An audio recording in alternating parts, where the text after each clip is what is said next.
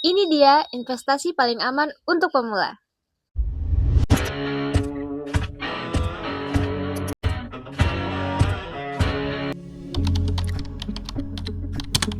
Halo teman-teman, selamat datang di playlist literasi investasi terkini. Kali ini kita akan bahas tentang investasi paling aman untuk pemula. Jadi buat teman-teman yang ingin investasi, ini bisa jadikan bahan untuk pembelajaran kalian. So, yuk kita bahas bareng-bareng. Pertanyaan pertama, apa yang dimaksud aman dalam investasi?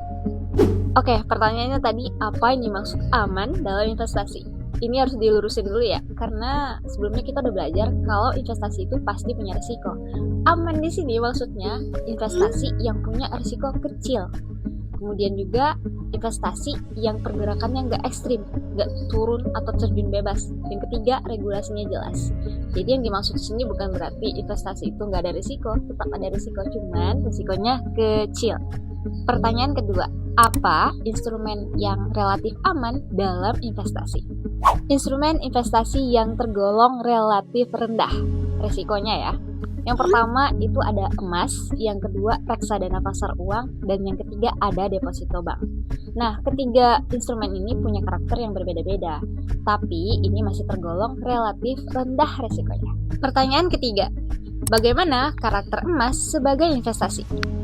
Karakter emas sebagai investasi itu berfungsi sebagai penyimpan nilai atau penjaga nilai. Artinya, nilai emas itu cenderung mengikuti inflasi. Jadi, uang yang kita simpan hari ini, ketika inflasi misalnya beberapa tahun ke depan, kalau kita simpan dalam bentuk emas, itu akan tidak terlalu tergerus oleh inflasi.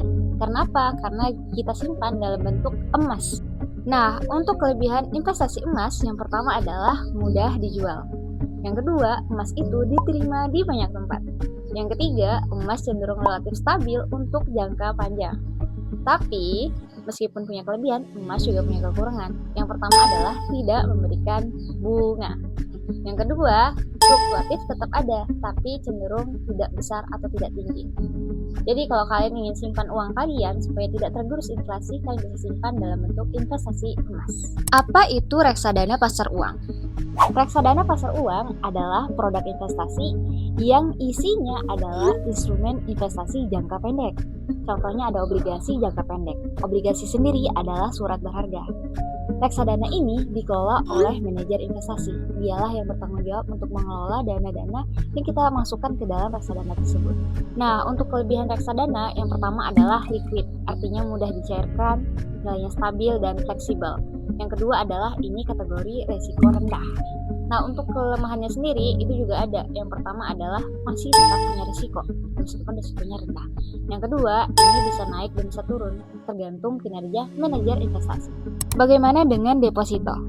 Nah, untuk deposito adalah simpanan di bank dalam jangka waktu tertentu, yang mana bunganya sudah ditentukan di awal. Nah, untuk kelebihan dari deposito yang pertama adalah dijamin oleh LPS atau lembaga penjamin simpanan. Yang kedua adalah stabil. Yang ketiga, mudah dipahami. Untuk kelemahan dari deposito yang pertama adalah dananya tidak fleksibel. Kenapa? Karena di awal kita sudah bilang kalau deposito itu kita menyimpan uang kita di bank dalam jangka waktu tertentu. Misal kita simpan uang kita dengan kesepakatan 10 tahun. Maka sebelum jatuh tempo 10 tahun, maka uang itu tidak bisa kita ambil. Yang kedua, hasilnya relatif kecil. Kenapa? Karena biasanya deposito ini bunganya tidak terlalu tinggi. Jadi sesuai lah dengan resiko yang juga tidak terlalu tinggi. Kalau dibandingkan, apa perbedaan resiko dari ketiga instrumen investasi ini? Nah, kalau diurutkan resikonya dari yang paling kecil ya, maksudnya yang paling rendah, itu yang pertama, posisi pertama adalah deposito. Yang kedua, reksadana pasar uang. Yang ketiga adalah emas.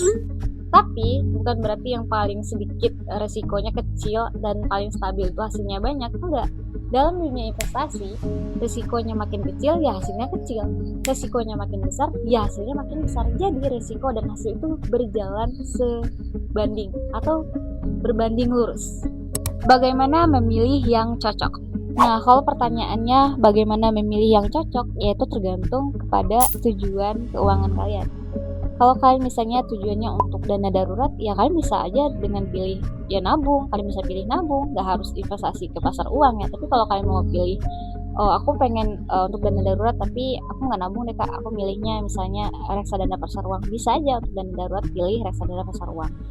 Untuk investasi jangka panjang misalnya untuk penjaga nilai, misalnya kan bisa pilih emas ya, kan bisa simpan emas, beli emas gitu untuk penjaga nilai uang kalian. Atau misalnya tujuan kalian untuk menyimpan uang dalam jangka waktu tertentu, kalian bisa pilih deposito. Jadi sesuaiin aja sama keperluan kalian.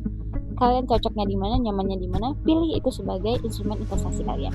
Kesimpulannya teman-teman, dalam berinvestasi itu harus disesuaikan dengan kebutuhan dan kesesuaian kemampuan kalian. Biasanya pemula itu memilih investasi emas. Kenapa? Karena emas kan bisa kita beli dengan mudah ya, ke toko emas, kalian beli, kalian simpan, kalian pegang gitu, dan sampai kalian butuh untuk dijual ya kalian jual.